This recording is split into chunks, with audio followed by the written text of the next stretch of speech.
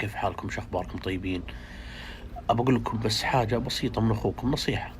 يعني الواحد ينبسط ويستانس ويجلس مع اخوانه ويفله ويتفرج تلفزيون، لكن هذا ما يمنع ان الواحد يقرا قران. ان شاء الله فيكم الخير كلكم.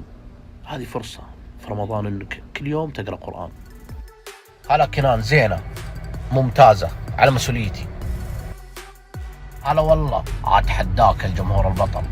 ما ادري بس بالسعوديه 3:30 الفجر، عاد انت تحسبها.